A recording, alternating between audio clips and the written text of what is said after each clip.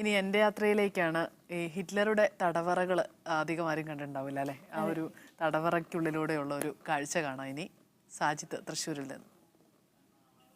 എല്ലാ മാന്യപ്രേക്ഷകർക്കും എൻ്റെ യാത്രയിലേക്ക് സ്വാഗതം. ഞാൻ സാജിത്ത് തൃശ്ശൂർ.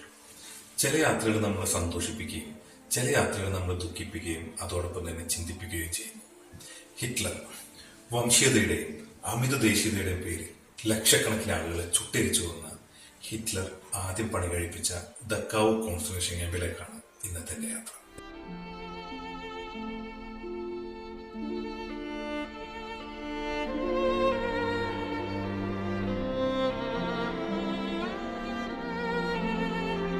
ഇതാണ് ദക്കാവ് കോൺസെൻട്രേഷൻ ക്യാമ്പിന്റെ മെയിൻ ഗേറ്റ്. ഇവിടെ നമുക്ക് അർബറ്റ് മച്ച് ഫ്രീ എന്നൊരു ജർമ്മൻ വാചകം കാണാം.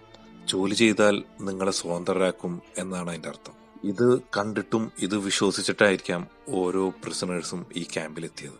ക്യാമ്പിന് ഉൾക്കൊള്ളാവുന്നതിന്റെ 20 ഇരട്ടി ആളുകളെയാണ് ഓരോ ബാരക് അല്ലെങ്കിൽ ഓരോ റൂമിലും താമസിപ്പിച്ചിരുന്നത്. ഇവരെ പലവിധ മനുഷ്യ പരീക്ഷണങ്ങൾക്കും അതല്ലെങ്കിൽ ക്രൂരമായ പീഡനങ്ങൾക്കും ഇരയാക്കിയിരുന്നു.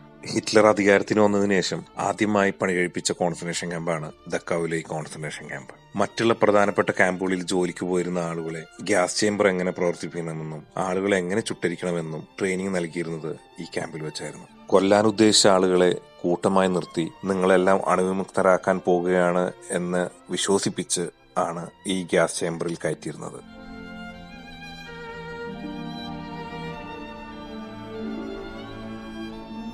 അതിനുശേഷം കൊന്നൊടുക്കിയ ആളുകളെ അടുപ്പ് പോലെ തോന്നിക്കാവുന്ന ഈ ഒരു ഓവനിൽ വെച്ച് കത്തിക്കുമായിരുന്നു പതിവ്. വളരെ പ്രധാനപ്പെട്ട തടവുകാരെ വളരെ സുരക്ഷയോടുകൂടിയാണ് താമസിപ്പിച്ചിരുന്നത്. അതിൽ ഭൂരിഭാഗവും കമ്മ്യൂണിസ്റ്റ് നേതാക്കളും ക്രിസ്ത്യൻ പാദ്രിമാരുമായിരുന്നു.